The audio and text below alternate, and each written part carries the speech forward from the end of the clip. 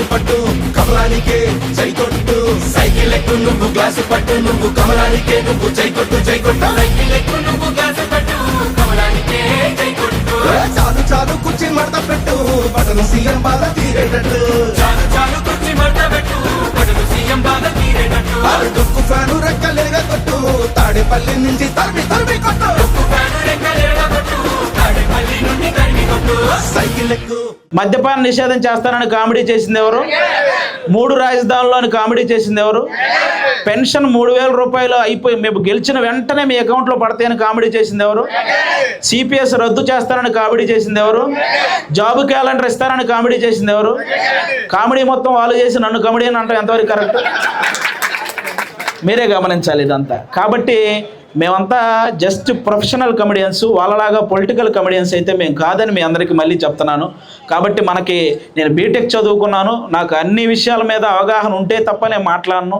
నేను చెప్పే పాయింట్కి ధైర్యంగా నేను ఒక పాయింట్ మాట్లాడితే ఆ పాయింట్ని మీరు దాన్ని తిప్పికొట్టే ప్రయత్నంగా మీరు ఏదైనా చెప్పగలిగితే చెప్పాలి. కానీ ఈ వైసీపీ సోషల్ మీడియాకి తెలిసింది ఒక్కటే, ఎవడైనా ఎదురు ప్రశ్నించి మాట్లాడాడు అనుకో మహా అయితే వాళ్ళ ఇంట్లో అమ్మనే నాన్ననే తిట్టడం, లేకపోతే ఇంకోటి ఏదో క్రియేట్ చేసి ఇలాంటివి చేయడం మీరే గమనించుంటారు.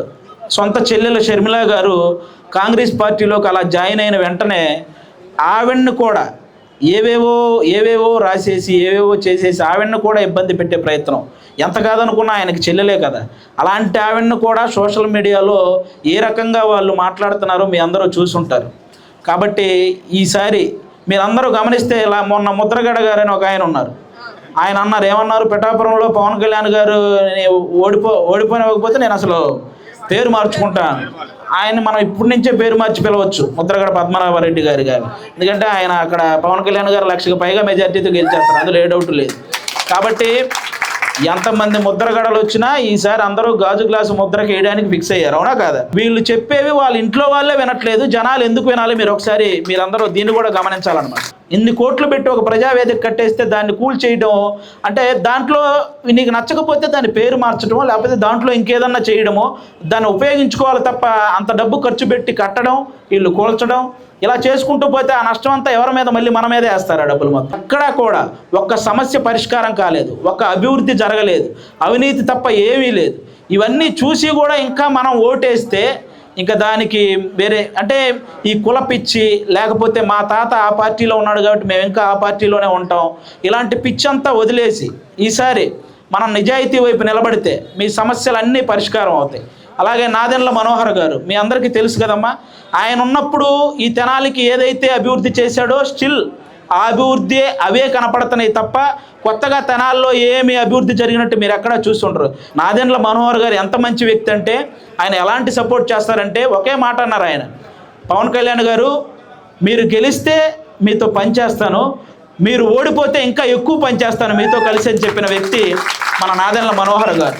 అంటే నాదెండ్ల మనోహర్ గారు ఏ పార్టీలోకి వెళ్ళినా ఆయన ఖచ్చితంగా ఒక గొప్ప స్థానాన్ని ఇచ్చి అక్కడ కూర్చోబెడతారు, మిగతా ఏ పార్టీలోకి వెళ్ళినా కూడా.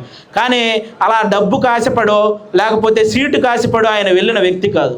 ఒక నిజాయితీ గల వ్యక్తి దగ్గర పనిచేద్దామని ఫిక్స్ అయ్యాడు. అందుకే పవన్ కళ్యాణ్ గారి దగ్గర ఆయన ఓడిపోయినా కూడా ఆయనతోటే ఉన్నాడు, ఆయనతోనే తిరుగుతున్నారు, ఆయనతోనే నిజాయితీగా పనిచేద్దామని ఫిక్స్ అయ్యాడు. అంటే పవన్ కళ్యాణ్ గారి దగ్గర పనిచేసే ఎవరైనా సరే జేబులో నుంచి తీసివ్వడం తప్ప జేబులు నింపుకునే పని ఎప్పటికీ చేయరమ్మా.